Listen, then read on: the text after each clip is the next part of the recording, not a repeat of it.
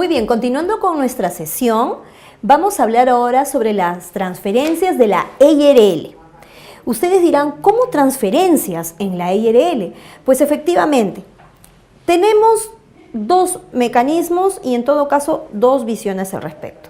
Las transferencias que se realicen internamente y las transferencias que se realicen en virtud de una transformación, es decir, externamente. Cuando hablamos, y vamos a ir al descarte, sobre las transferencias internamente, quiere decir que la EIRL, dentro de sus facultades contractuales, puede realizar transferencias con terceros respecto de productos, respecto de su actividad empresarial, ¿no? En ese sentido, la EIRL se encargará de suscribir contratos, eso es en lo interno, ¿no? En un poco el manejo administrativo.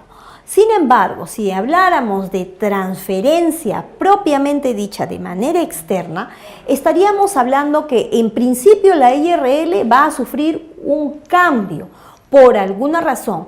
En una de nuestras primeras sesiones, cuando hablamos de la persona jurídica, hablamos de que la empresa puede tener probablemente algún tipo de cambio porque así como el titular gerente decidió constituirla, pues ahora decide venderla, decide deshacerse de ella. Pero al venderla o deshacerse de ella, tiene que realizar una transferencia. Y al realizar esa transferencia, ya no va a corresponderle a él, va a ser de otra persona. Eso en principio. En segundo, puede ser que esta transferencia que se realice puede también ser producto de un cambio interno. Podríamos asumir dentro del ejemplo que el titular gerente pueda fallecer. Y si el titular gerente falleciera y a su vez dejar una viuda, como en el ejemplo que dimos, y dejara 4 hijos, esa empresa que era de uno va a resultar teniendo 5 dueños. Y si resulta teniendo 5 dueños, quiere decir que ya no es una EIRL. Tendría que transformarse a una sociedad. Ahora, hay distintos tipos de sociedades, eso ya lo vamos a ver en la siguiente sesión. Pero eso es un poquito lo que se quiere explicar en cuanto a las transferencias de la empresa individual de responsabilidad limitada. Vamos a ir, en todo caso, dentro del ejemplo y esquema de que el titular gerente, así como decidió constituirla, no decide extinguirla, simplemente decide venderla, decide darle un valor que de repente hay otro en el mercado que la pueda adquirir. Entonces va a ofertar su EIRL para que un tercero se la adquiera. Como él es el único titular, él tiene todas las facultades plenipotenciarias para realizar con su empresa lo que considere. Entonces, ¿qué es lo primero que este titular gerente debe hacer? Primero debe asirse de una copia registral certificada obtenida de SUNARP. Cuando hablamos de una copia registral certificada, hablamos de una copia literal. Ese documento se da en el día. ¿Para qué necesitamos esa copia? Ocurre que todos los movimientos, desde que fue constituida hasta que probablemente un aumento en el patrimonio de la empresa, o hubo probablemente algún tipo de apoderamiento extra, o probablemente hubo un cambio si fuera solo un titular y se cambiara la gerencia, todas esas modificaciones y cambios y actividades de la empresa se van a dar y se van a ver en esa copia literal. Como su nombre lo indica, es una copia textual, una copia literal. El testimonio de la empresa dice, ¿por qué necesitaríamos el testimonio de la empresa? Necesitaríamos el testimonio de la empresa porque justamente es el primer documento en el cual esa empresa vio la luz de la sociedad, es decir, nació para iniciar una actividad comercial. Y si esto es así, entonces necesitamos ese documento para efectos de ver cuáles fueron las condiciones iniciales. Es más, si también tuviera los otros testimonios de las modificaciones y todo el movimiento que realizó esa empresa, sería ideal que se tuviera.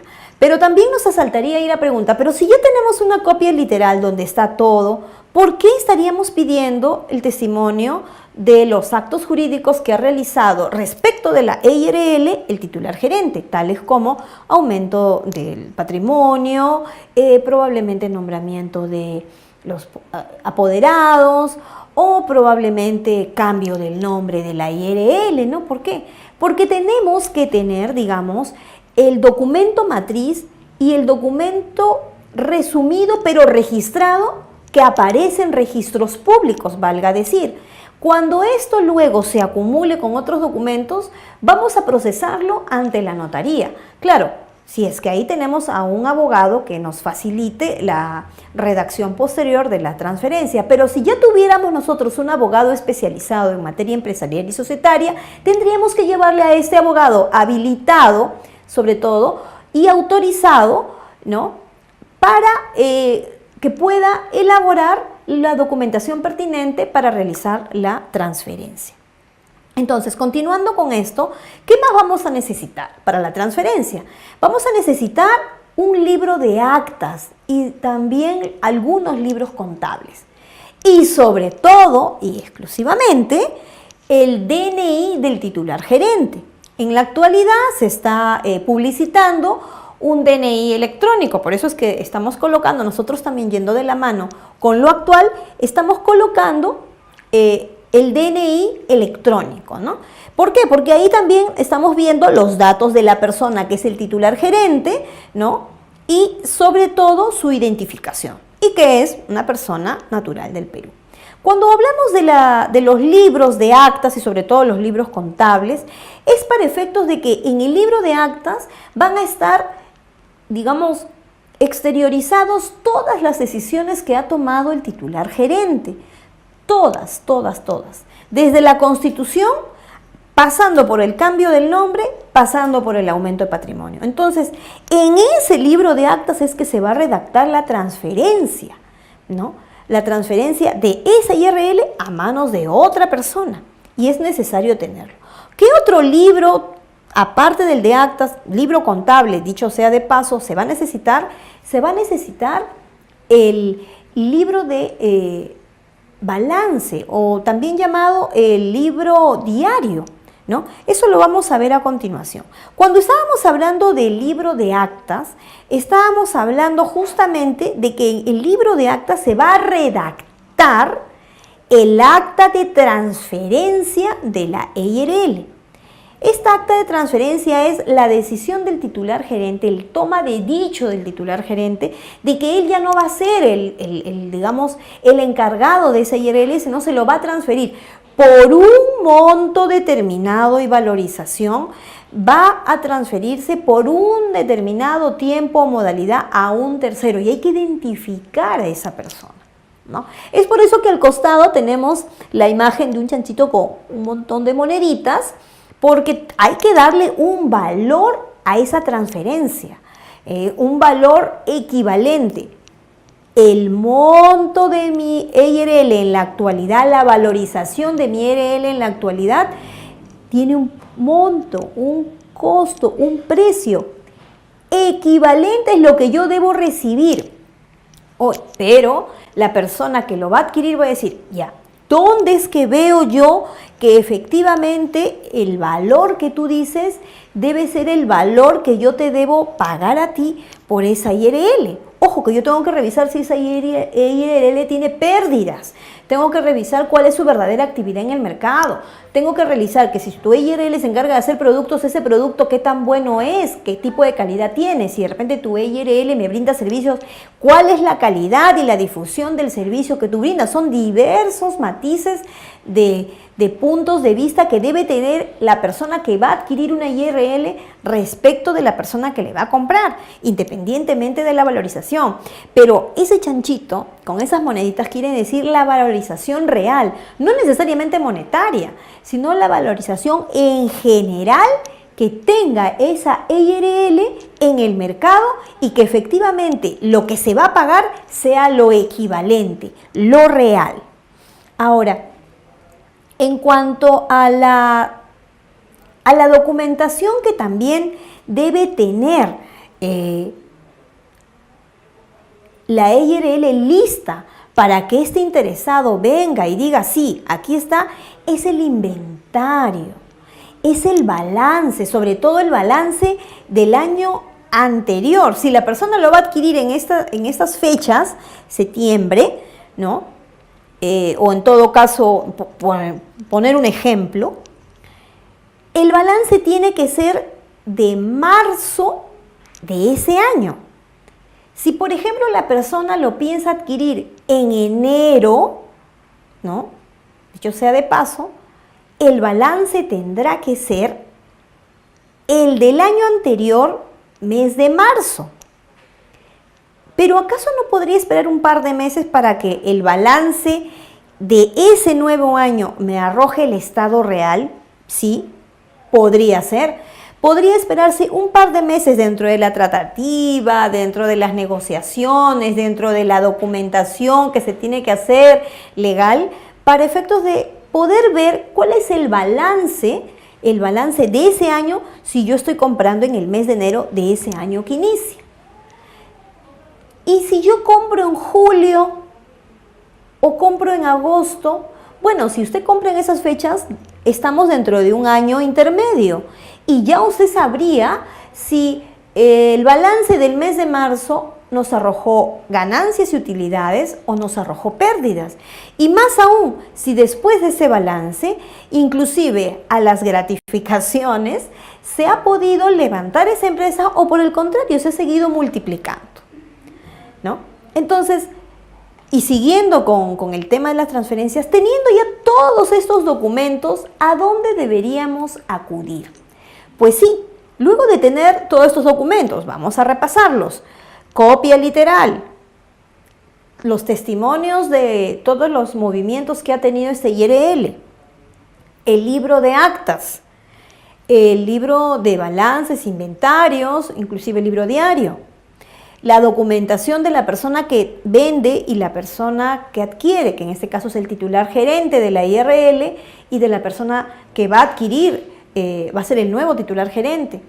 Luego, el acta que nos ha brindado el abogado, redactada después de haber tenido todos los documentos que hemos mencionado a la mano, ¿no? Todo esto va a ir directamente a la notaría. Por eso tenemos ahí una notaría en el dibujo con un hombrecito, ¿no? Entonces, como bien dice ahí en la leyenda, el notario realizará los trámites de inscripción de tu empresa, en este caso, de la transferencia que va a realizar el titular gerente ante el registro de personas jurídicas. Pero primero va a formalizar, va a protocolizar todos estos documentos en una escritura pública ¿de qué? De transferencia de IRL. Y finalmente, esa transferencia va a ir a SUNARP. Al ir a SUNARP, tenemos que verificar que esta empresa no solamente haya cambiado de titular gerente, sino que al momento de hacer esa inscripción aparezca bien y definida todas las características y todo, la documentación en sí que la contiene. Desde el nombre, el capital, si se sigue manteniendo al gerente, si fuera solo titular, o si la persona va a asumir toda la titularidad como gerente, ¿no? Hay que revisar siempre, aún esté inscrita en registros públicos, hay que revisar siempre para efectos de evitarnos hacer rectificaciones posteriores o tener problemas en el banco, sobre todo, ¿no? Para poder de repente más adelante sacar algún préstamo financiero o para poder seguir impulsando nuestra actividad. Entonces, retomando un poco antes de pasar a la última lámina, que es bastante explicativa. Para efectos de poder transferir una IRL, tenemos las transferencias internas, que en este caso serían las transferencias que la misma IRL realiza con terceros respecto de contratos, actos jurídicos que va a realizar en pro de la empresa para inclusive tener dinamismo en la sociedad, o la transferencia que realice la IRL respecto de que ya el titular gerente no va a querer ser el dueño y va a querer transferirlo, va a querer venderlo, va a querer cederlo por una partida económica a un tercero.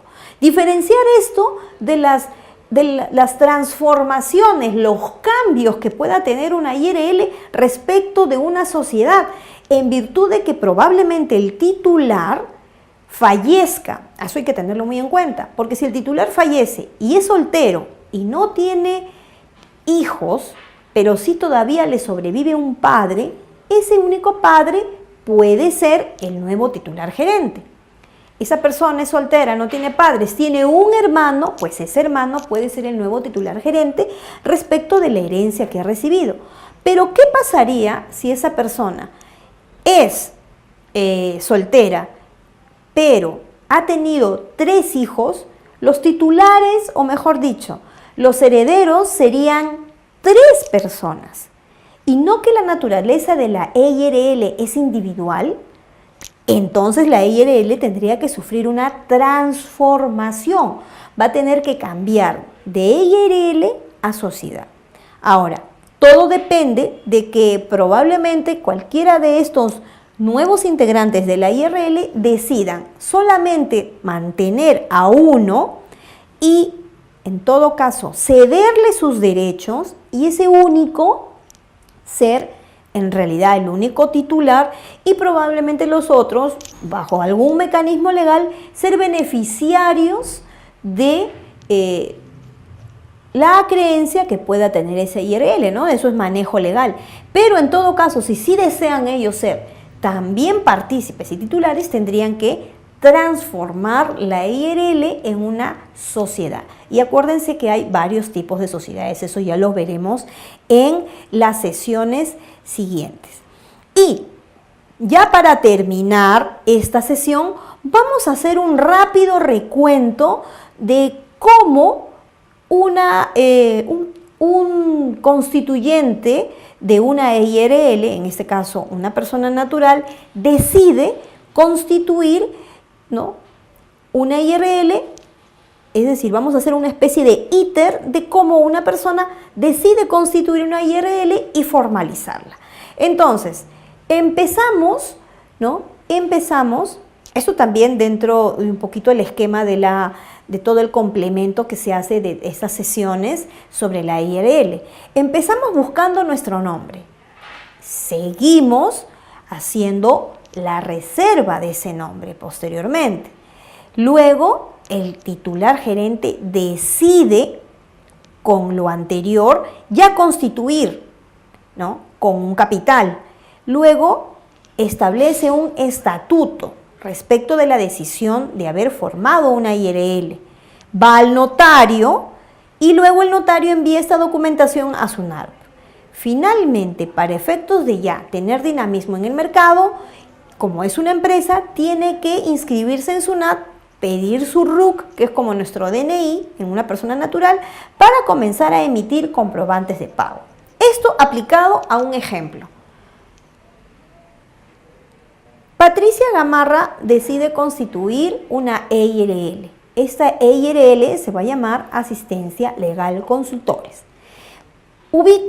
Hace una búsqueda en SUNAT y no hay ninguna empresa que se llame así y mucho menos ninguna sociedad. Entonces, inmediatamente reserva. La reserva se hace dentro de las 24 horas. Reserva el nombre de Asistencia Legal Consultores. Sin embargo, el registro le brinda la facilidad de poder no solo reservar ese nombre, sino otros 4. Entonces, ella reserva otros 4 nombres adicionales a Asistencia Legal Consultores, pero toma como prioridad ese nombre. Se inscribe la reserva y luego con ese documento decide con un capital en bienes muebles, que en todo caso sería la donación personal de una laptop en base a 2.000 soles de valor de mercado, decide constituir una IRL. Decide realizar una serie de determinaciones articuladas denominadas de estatuto, ¿no?, y lo lleva todo donde un abogado para que se encargue él de realizar la minuta.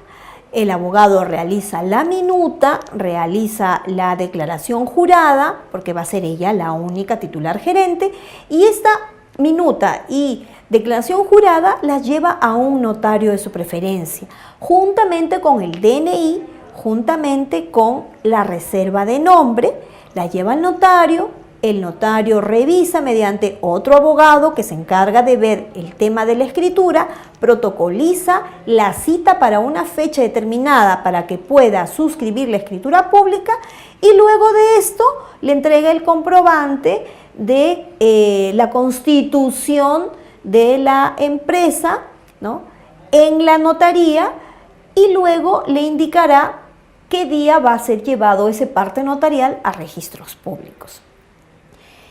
Al día siguiente se sobreentiende, o dentro del mismo día, esta abogada de la notaría se encargará de llevar el parte notarial de la constitución de la IRL Asistencia Legal Consultores, cuya dueña es Patricia Gamarra, a registros públicos mediante un parte notarial. Lo ingresará como un título y dentro de los parámetros de registros públicos, que son mínimo de 7 días útiles, esto se deberá inscribir.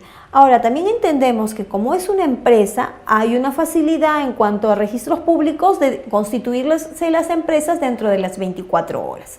Entonces, esto una vez que esté constituido va a tener un número de partida registral, ¿no? Ya va a estar Patricia Gamarra con su empresa Asistencia Legal Consultores inscrita en registros públicos y ya va a poder acercarse a cualquier establecimiento para poder iniciar su actividad.